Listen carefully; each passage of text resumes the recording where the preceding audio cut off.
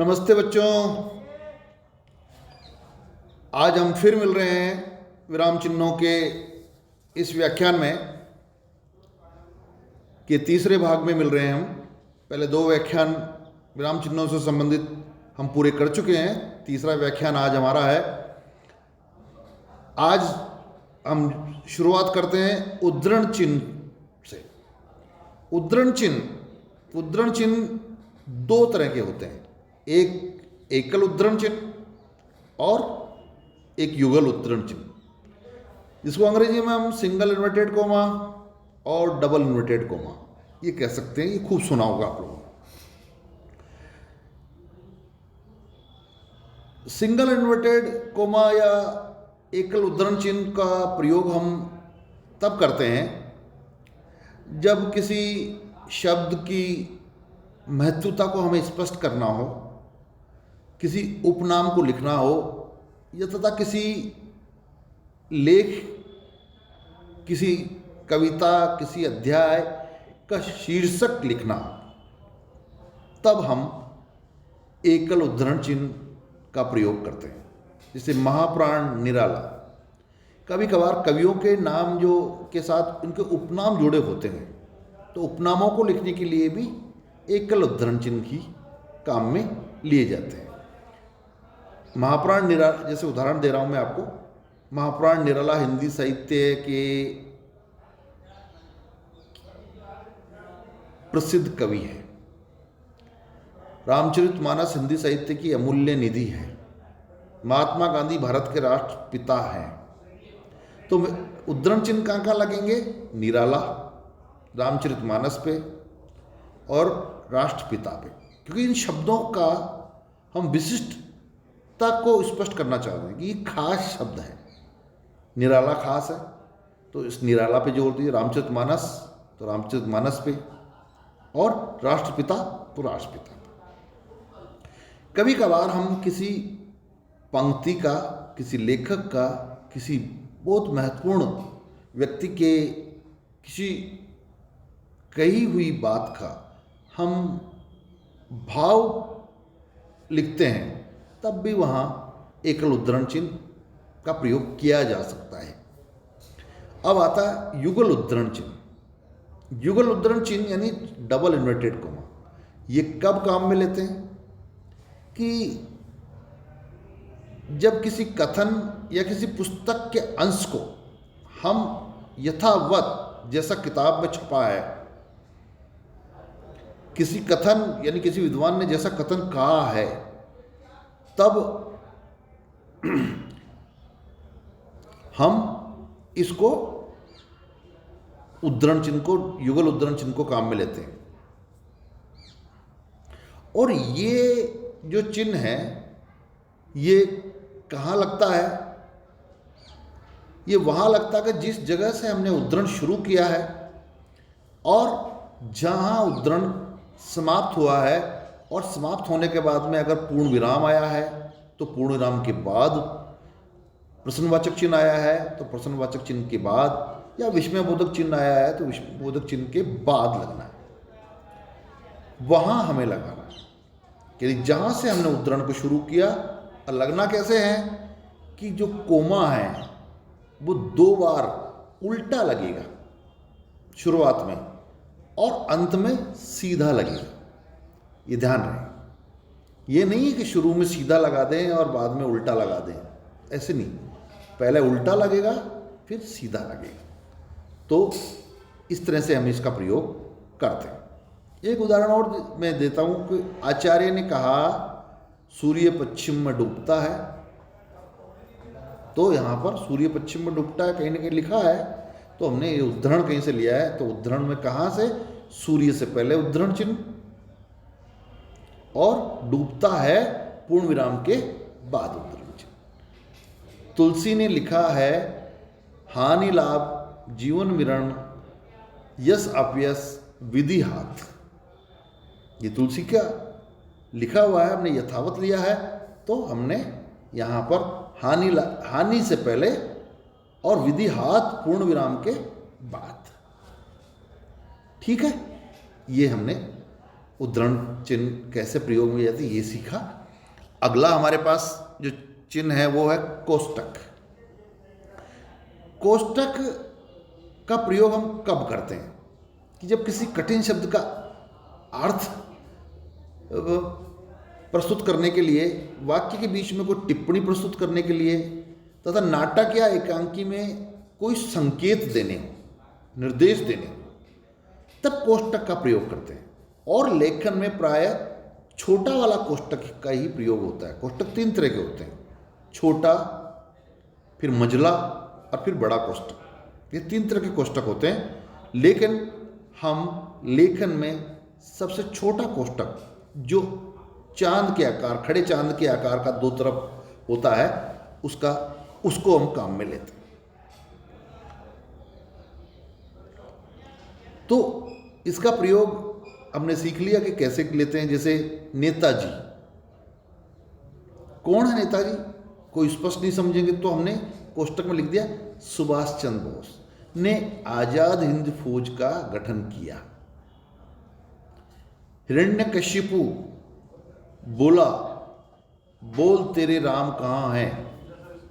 ये एक संवाद है। इस संवाद है, ये नाटक या एकांकी का अंश हो सकता है।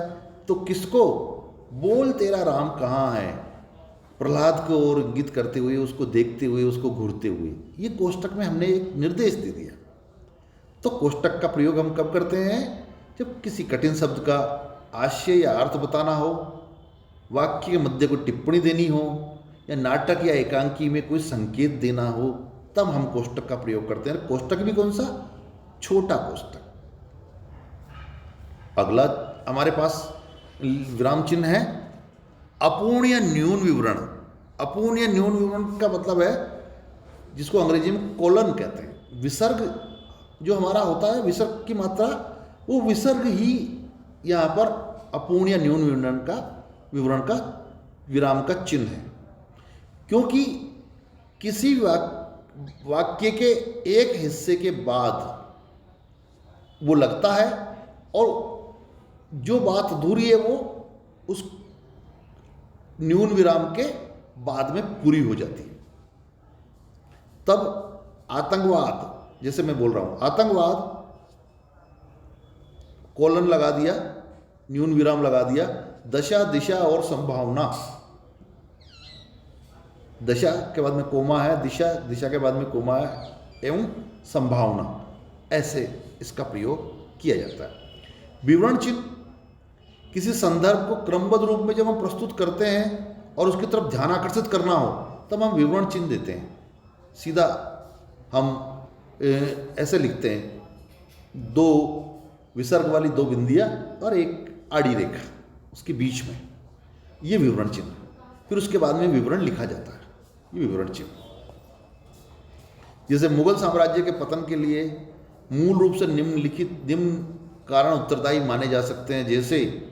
जैसे के बाद में विवरण देना है हमें, 1 2 3 4 5 कुछ भी लिखो, अयोग्य उत्तराधिकारी, बड़ा साम्राज्य, पारिवारिक झगड़े, भोग विलास की अतिशयता, कुछ भी दे सकते। विवरण जितना देना हो आप विवरण दीजिए, पर विवरण चिन्ह तभी हमें दिया जाता है। और इसका निशान है विसर्ग के बीचों बीच की, दोनों बिंदियों के बीचों बीच में से एक आड़ी रेखा, ये विवरण चिन्ह है। ये ध्यान रहे कि विवरण चिन्ह हमने जहां लगा दिया, उस पंक्ति में, उस विवरण चिन्ह के बाद में हम कुछ भी नहीं लिखेंगे, फिर उसकी नीचे वाली पंक्ति में लिखेंगे जो भी लिखेंगे। विवरण चिन्ह जहां लग गया उसके बाद में उसके आगे कुछ नहीं लिखा जाएगा। जो भी लिखा जाएगा, जो भी विवरण दिया जाएगा, उसके नीचे वाली पंक्ति से ही लिखा जाएगा, उस पंक्ति में तो कुछ भी नहीं लिखा जाएगा। तो ये थोड़ा ध्यान रखना है। अगला है निर्देश चिन्ह।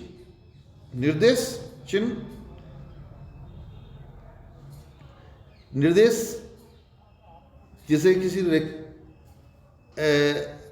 शीर्षक रेखिका का, किसी जैसे शीर्षक या उपशीर्षक के बाद कोई उदाहरण प्रस्तुत करना हो, या मूल वाक्य के अंतर्गत कोई वाक्यांश को दर्शाना हो, तो हमें ऐसे निर्देश चिन्ह देने पड़ते हैं।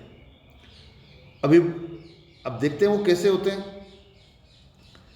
काव्य के, जैसे मैं एक वाक्य बोल रहा हूँ कि काव्य गुण 3 प्रकार के होते हैं, यानी होते हैं, पर अब निर्देश को कौन से होते हैं, तो हमने एक सीधी रेखा खींच दी, माधुर्य, ओज एवं प्रसाद। ध्यान दें, आगे अंधा मोड़ है, तो निर्देश चिन्ह क्या है, एक आड़ी रेखा।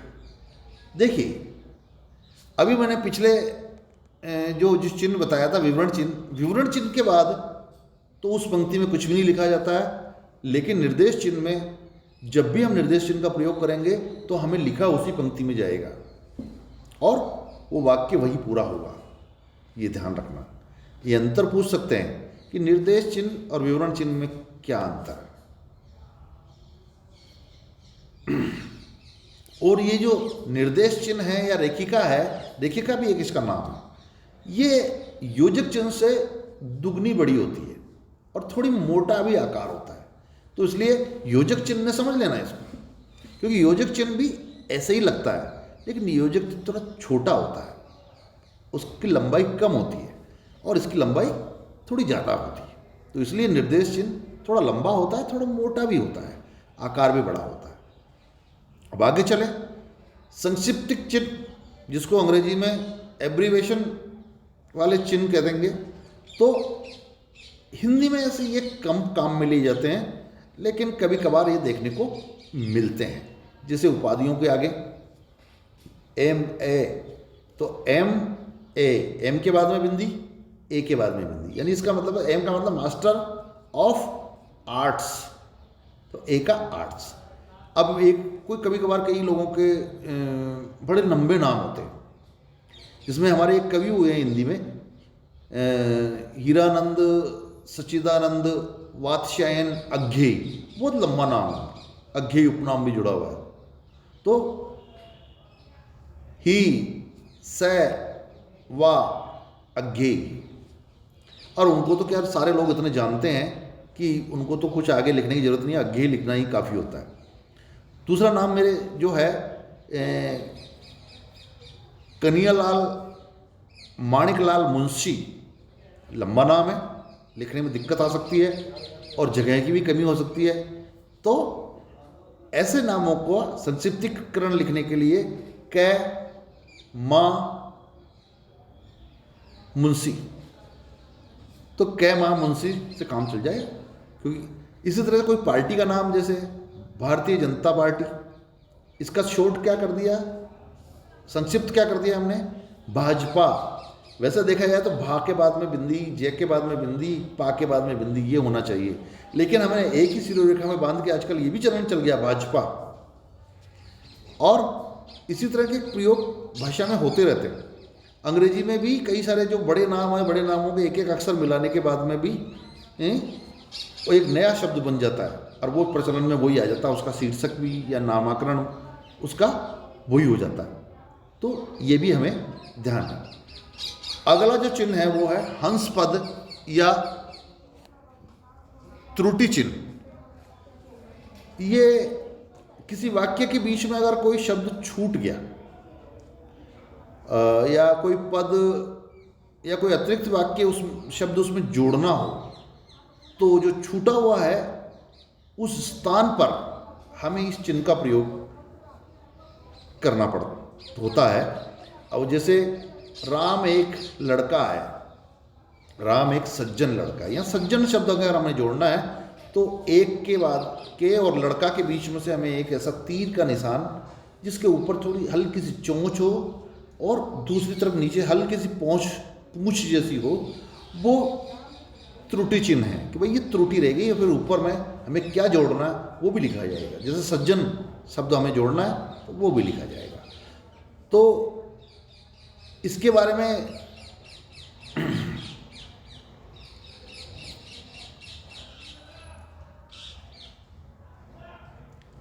ये है कि ये पद कभी भी सीध में नहीं लिखा जाना चाहिए। इस हंस जो चिन्ह है वो कभी सीध में लिखा जाना चाहिए। इसको दाईं तरफ लिखते हैं, दाईं तरफ नहीं, सीधे हाथ की तरफ। यदि जोड़ा गया अंश वाक्य में पूरा नहीं होता हो तो नीचे की पंक्ति के खाली स्थान में भी उसका प्रयोग कर देना चाहिए। तो ये तो सामान्य तौर पे तो परीक्षा में नहीं पूछा जा सकता, लेकिन हंस पद क्या होता है ये आपको पता होना चाहिए, जानकारी आपके पास होनी चाहिए। अगला है समाप्ति सूचक चिन्ह। समाप्ति सूचक, कभी कभार आप जब परीक्षा खत्म करते हैं तो नीचे अंत में लिख देते हैं ना समाप्त, कोई अंग्रेजी में लिख देता दी एंड, ठीक है, तो वहाँ उसके लिए भी एक चिन्ह है, जैसे क्रॉस, फिर एक रेखा, लंबी रेखा, फिर क्रॉस, एक लंबी रेखा, क्रॉस, ये चिन्ह, ये भी आपको पता होना चाहिए कि ये समाप्ति सूचक चिन्ह। अगला है लोभ निर्देशक चिन्ह या अंतराल चिन्ह। और ये चिन्ह कब लगाया जाता है कि जब किसी गद्यांश, पद्यांश, कविता को उद्धृत करना हो जो आकार में बड़ा हो, तो कभी कभी उसको पूरा नहीं लिखते। कई बार कोई गद्यांश है या पद्यांश है तो वो बड़ा है लेकिन उसको पूरा नहीं लिखते हैं, और पूरा नहीं लिखते हैं तो हम क्या करेंगे, उसकी पहली 2 पंक्तियां लिख देंगे और उसके बाद में छोटे छोटे क्रॉस लगा देंगे, 2-3 क्रॉस लगा देंगे उन पंक्तियों के नीचे, और फिर अंत में एक पंक्ति और लिख देंगे। तब इसका मतलब है कि अंतराल चिन्ह है या लोभ निर्देशक चिन्ह है कि बीच का कुछ हिस्सा हमने हटा दिया है, लोपित कर दिया है, लेकिन ये पद पूरा का पूरा है जो पहली पंक्ति से शुरू होकर अंतिम पंक्ति पे खत्म होता है ये पद। तो पहली 2 पंक्तियां लिख देनी चाहिए हमें, फिर उसके बाद में लोभ चिन्ह लिख देना चाहिए, और उसके बाद में अंतिम पंक्ति पद की लिख देनी चाहिए, या गद्य हो तो गद्य की अंतिम पंक्ति लिख देनी चाहिए। इससे स्पष्ट होता है कि बीच में हमने कुछ लोप किया है। तो ये चिन्ह है 3 छोटे छोटे क्रॉस जो पहली और दूसरी पंक्ति के दूसरी पंक्ति के बाद में होंगे, वो बीच में एक शुरुआत में, एक मध्य में, एक अंत में इनको लगाए जाते हैं, तो ये चिन्ह बन जाते हैं। अब जब किसी और दूसरी स्थिति है जहाँ पर लोप चिन्ह लगाए जाते हैं, वो भी हम देख सकते हैं कि किसी वाक्य के अंतर्गत को छोड़ना हो, दर्शाना हो या अधूरा हो, तब भी लोप चिन्ह लगा सकते हैं, और वो लोप चिन्ह दूसरी तरह के होते हैं। ये तो छोटे क्रॉस वाले लोप चिन्ह थे, वो ऐसे जिसको आप dash dash dash dash dash बोलते हैं ना, रिक्त स्थान वाले, वो लोप चिन्ह लगा सकते हैं। पराधीन, सपने, सुख नाई, तो पराधीन के बाद में डैश डैश लगा दिया और नाई, ये लोप चिन्ह भी लगा सकते हैं। जो रिक्त स्थान होता है वो लोप चिन्ह ही कहलाता है, जिसको आपने छोटी क्लासों में रिक्त स्थान की पूर्ति करना वाले प्रश्नों को हल किया होगा, तो वहाँ पर वो जो रिक्त स्थान का वाली जगह है वो लोप चिन्ह ही होता है एक तरह से। इसलिए उसको हम फिर उस लोप किए हुए शब्द को हम पूर्ति करते हैं, या तो वो सही करते हैं तो नंबर आते हैं, नहीं करते हैं तो नंबर कट जाते हैं। किया होगा आपने, वो लोप चिन्ह वो होता है। शायद उस समय आपको उस लोप चिन्ह के बारे में पता हो या ना हो, पर होता ये लोप चिन्ह ही है। अगला है पुनरुक्ति बोधक चिन्ह। यदि किसी वाक्य में या पंक्ति में लिखी गई बात को नीचे भी की पंक्तियों में भी यथावत अगर लिखना होता है, मान लीजिए कि कई सारे हम कोई फॉर्म भर रहे हो या लिख रहे हो, तो हमें वहाँ पर उसको दोबारा ना लिखकर उनको 2 कोमा एक साथ ये चिन्ह है। ये पुनरुक्ति बोधक चिन्ह की बार कि ये शब्द ही जो ऊपर वाली पंक्ति का है वही यहाँ काम में आएगा। जैसे इस कक्षा में इतिहास, राजनीति और हिंदी साहित्य पढ़ाया जाता है, दूसरी पंक्ति उस कक्षा में इतिहास, राजनीति विज्ञान और अंग्रेजी साहित्य पढ़ाया जाता है। तो इतिहास और राजनीति विज्ञान और शब्दों के लिए हम पुनरुक्ति बोधक चिन्ह 2-2 कोमा वाले, 2 कोमा का एक सेट होता है, ये पुनरुक्ति बोधक चिन्ह है। अगर एक शब्द के लिए एक सेट, दूसरे शब्द के लिए दूसरा, तीसरे शब्द के लिए तीसरा, जितने भी शब्द को हम पुनरुक्ति के रूप में दर्शाना चाहते हैं उतने ही सेट हमें नीचे लगाने पड़े, तो ये पुनरुक्ति बोधक चिन्ह कहलाते हैं। अब अगला है तुल्यता बोधक, जिसको आप सब समझते हैं, सब जानते हैं, बराबर का चिन्ह। बराबर का चिन्ह जो गणित में काम में लिया जाता है, तो वो भी काम में आता है, वो भी आप लोगों को पता होना चाहिए कि समानता दिखाने के लिए तुल्यता बोधक चिन्ह यानी बराबर का चिन्ह है वो पढ़ाया जाता है। जैसे संधि में अगर हम लें तो संधि जब भी हम करते हैं तब हम बराबर करके लिख सकते हैं। जैसे लंबा प्लस उदर, लंबोदर बराबर, लंबा प्लस उदर बराबर, ये तुल्यता बोधक चिन्ह हुआ और वो लंबोदर कहलाया। तो ये चिन्ह तो वैसे गणित में ज़्यादा काम में आता है, लेकिन संधि के दौरान संधि भी गणित की तरह ही काम करती है, तो वहाँ पर हमें ये चिन्ह हम उपयोग में लाते हैं। बाकी और जगह ये चिन्ह उपयोग में कम ही आता है। अब अगला जो चिन्ह है वो है संकेत सूचक चिन्ह। ये भी लेखन में कम ही काम में आता है, लेकिन जीवन में बहुत सारी जगह आपको इसको काम में लिया होगा। जैसे कि जो दिशा निर्देशक जो साइन बोर्ड होते हैं उन पे लिखा होता है कि पीने का पानी इधर, या जयपुर ऊपर की तरफ तीर का निशान लगाया है 500 किलोमीटर दूर, 100 किलोमीटर दूर। तो ये निर्देश चिन्ह हैं जो तीर के निशान की तरह होते हैं, इधर या उधर, दोनों दिशाओं में, या तो इधर होगा दाईं तरफ या बाईं तरफ। तो ये से चिन्ह आप उपयोग में ले सकते हैं। देखते हैं हम परीक्षा में, भले ही इस तरह के चिन्ह आपसे नहीं पूछेंगे, लेकिन आपको पता होना चाहिए कि ये चिन्ह किसका है, इसका नाम क्या है। ये संकेत सूचक चिन्ह इनको कहते हैं।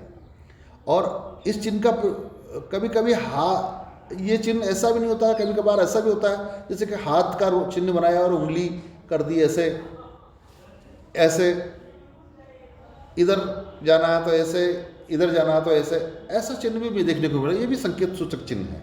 तो ऐसे चिन्ह भी आपको पता होना चाहिए कि ये भी होते हैं और इनका प्रयोग किया जाता है। आजकल तकनीकी आ गई, नई नई कंप्यूटर से नए नए चिन्ह बन रहे हैं, तो ये चिन्ह भी आपको सीधे सीधे तीर के निशान के स्थान पर आपको हाथ की उंगली एक इधर जा रही हो या इधर जा रही हो, ये भी देखने को मिल सकते हैं। तो ये चिन्ह हुए। अंतिम एक चिन्ह है जो ज़्यादातर संगीत में काम में आता है और लेखन में एक कम ही काम में आता है। फिर भी इसके बारे में आपको जानकारी होनी चाहिए, तो वो मैं आपको बता देता हूँ कि किसी स्वर विशेष की ध्वनि या अनुगूंज दिखाने के लिए प्लुत स्वर का प्रयोग करते हैं। जो अंतिम स्वर होता है, और प्लुत स्वर उसी का प्रतीक माना जाता है। अब वो कैसे, हे राम, राम, मैं राम, यानी मैंने बड़ा लंबा बोला, मैं को बड़ा लंबा खींचा। ये जब व्यंजन से दुगना स्वर इसमें लगता हो, समय इसमें लगता हो उच्चारण में, तब ये प्लुत स्वर बोले जाते हैं। 3 गुना दुगना, जितना भी आप इसको आलाप ले सकते हो। जो संगीत के जो साधक है वो प्लुत स्वरों में ही इस तरह से आलाप लेते हैं। तो ये प्लुत स्वर भी होता है।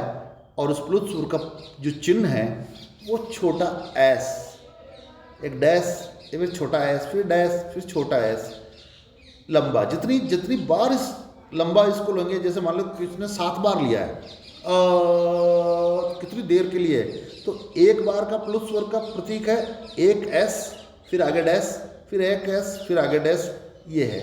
तो ये सामान्य लोगों के तो काम में कम आता है, संगीत के लोगों को काम में आता है। या ये ऐसा बंदा हो कोई जो गाकर बात करता हो अपनी, और अंत वाले जो स्वर है उस स्वर के ऊपर कुछ ज़्यादा ही जोर दे के बोलता हो, उच्चारण करता हो, ओए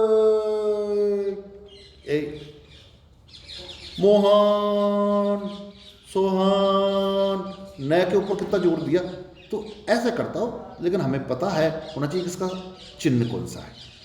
तो आज ये अपना विराम चिन्हों से संबंधित जो अध्याय है ये पूरा हुआ, और मैं आप लोगों से विदा लेता हूँ।